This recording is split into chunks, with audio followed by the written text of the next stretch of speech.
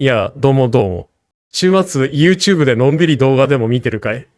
いいよな、この時間ってのは。最近さ、テレビとかネットニュース見てるとたまに年金改革がどうのこうのって話が出てきて、その中で基礎年金の底上げなんて言葉を聞くことがあるんだよ。なんか難しそうな話だけど、これ俺たちの老後の生活に結構関わってくる大事な話なんだぜ。1、基礎年金ってそもそも何なんだ？まず、基礎年金って言葉、パッと聞くと、なんか年金の基本の部分って思うよな。まさにその通りなんだ。日本に住んでる20歳から60歳までの人をみんなが加入する国民年金っていうのがあるだろう。その国民年金から将来もらえるのが基礎年金なんだよ。会社員の人なら国民年金に加えて厚生年金にも入ってるはずだ。厚生年金は給料の額に応じて払う保険料が変わってもらえる年金の額も増える仕組みだけど、国民年金、基礎年金はみんな同じ金額を払って同じ金額がもらえる。いわば老後の最低限の生活を支える土台みたいなもんだ。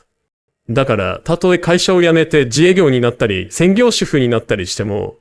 日本に住んでる限りはこの基礎年金をみんながもらえるんだよ。まさに基礎って感じだろう。じゃあ、底上げってどういうことなんだ？この基礎年金の底上げって話だけど、これにはいくつか意味があるんだけど、一番わかりやすいのは、今より基礎年金をもらえる人を増やしたり、もらえる額を少しでも増やそうとしたりする動きだと思ってもらえればいい。なんでそんな話が出てくるかっていうと、今の年金制度って、例えば自営業の人とか会社勤めじゃない人は、この基礎年金しかもらえないケースが多いんだ。会社員なら厚生年金があるから基礎年金と合わせてそれなりの額になるけど、基礎年金だけだと正直言ってこれだけで老後を暮らしていくのは結構厳しいぞって感じる人が多いのが現実なんだよな。だから基礎年金しかもらえない人の老後があまりにも苦しくならないように、もう少し手厚くしようよっていうのが底上げの大きな目的の一つなんだ。例えば、今まで国民年金を払い忘れてて、将来基礎年金が満額もらえない人でも、何かしらの救済措置で少しでも多くもらえるようにできないかとかね。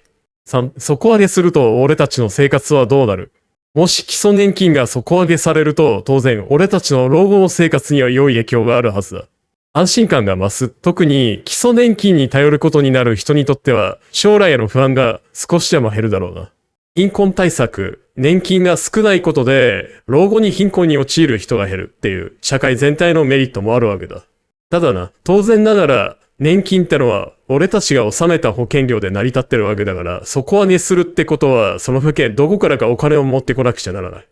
例えば、保険料が少し上がるかもしれないとか、税金の一部を使うとか、そういう議論もセットで出てくるもんだ。群馬に住んでる俺たちだって、当然無関係じゃねえ話だよな。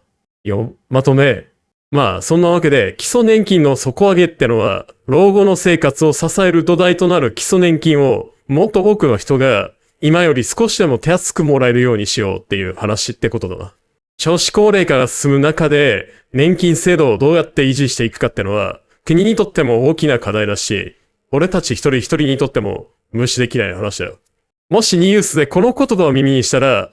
俺たちの老後の生活を少しでも安心できるものにしようと国が考えてる話なんだな、くらいに思っとくと世の中の動きがちょっと面白く見えてくるかもしれねえよ。まさか年金の底上げなんてありがたい話だよな。その先は俺たちの負担も増える可能性もあるわけだが。